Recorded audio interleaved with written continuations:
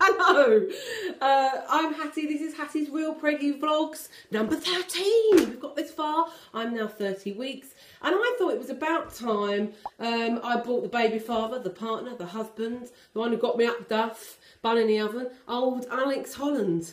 Come in, there he is. You would think I was making him up. Yeah. So this is Alex Holland.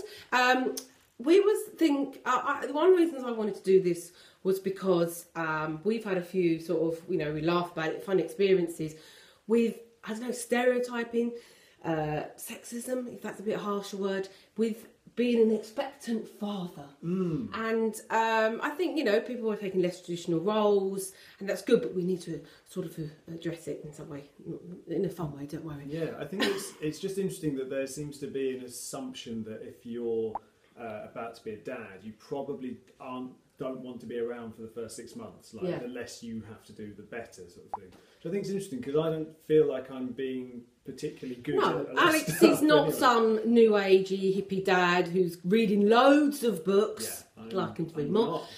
Carrying around like a fake cabbage of 2 pounds of weight, all this stuff. He's just excited. You would say you're excited. I just would like to be as involved as possible. But he's more excited than me at times, to be honest. But even doing that, even small things like I'd like to be able to feed it, do half an hour feeding if we're able to do that, or whatever, still seems to be treated a little bit strange, like I've come up with some new age idea. We were talking to our handyman. There's nothing much handy about him. He came round and he was like, because he was saying Alex wants to be involved, and he was like talking about the birth, and he said, be honest mate, you're better off not bothering, just get out and have a beer, let her get on with it, sort of thing. And to be honest, if you knew Mark, I wouldn't want him in there either. But I think that's the real reason his wife, because he was sort of saying, "Oh, my wife was like, yeah, she didn't want me in there. She just wanted to get on with it." And I think we all know why. Sure. But it just shocked me that men still have that opinion. Yeah, and it's the thing of my mate of mine only got a week's paternity leave and had to go back to work, and he's doing 12-hour days where. Commuting in and getting back again. So he's had a week of the shock to the system of suddenly having a baby in the house, and then he's back at work. But his boss was basically saying to him, well, you don't want to be there anyway, why do you want to bother being around? They only want their mum at that age anyway. When he was just desperate to sort of be home and be around as much. And I think I understand that because paternity leave is so short a lot of the time, that you're often not able to be around to sort of comfort the child as a dad, because you have to go back to work and you're away a lot of the time. So that's why you get to think, oh, they want their mum, but that's because the dad's not there. Yeah, they would like to be there. But it's still the assumption is you wouldn't even want to be around even if you had the option, which isn't true, obviously. I mean, for the majority of people it can't be, but there still seems to be an overriding... I mean, we're very lucky that you all have a chance to do that. Yeah. And Katie Wilkins, who we've had on here, her husband Richard Herron, she was saying that a lot of comments he had was people saying, oh, first couple of months you don't want to bother, it's boring, don't want to bother being around, it's when they're older, that's when they're more interested. And actually he was really excited about being around while it was still a tiny baby, because we have other friends that sort of, they call it co-parenting, I hate that one. But it's so nice to see that the child can be comforted by both parents. Yeah, exactly. But it's not just, I don't think it's not just sort of friends or people with this assumption or work. It's like when we went to the hospital.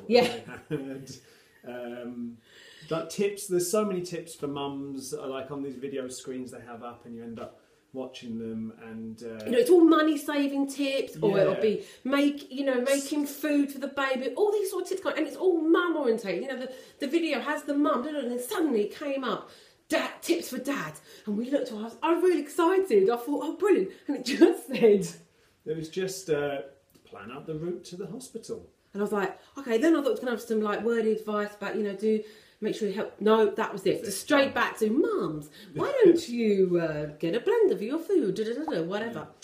And it's it seems weirdly, even in maternity ward, it's still waited to dad's not really much use. Yeah. Although to be honest, I still haven't planned out the route to the You hospital. haven't, so didn't even work on that one thing they asked me to do. What do you think the solution is, though, Alex? I think one thing would be professionals helping. I would say my midwife never has asked for Alex to come along to any of the appointments and stuff. We've got to finish. I don't know what the solution is. That was the beginning of a story that was now tailed off.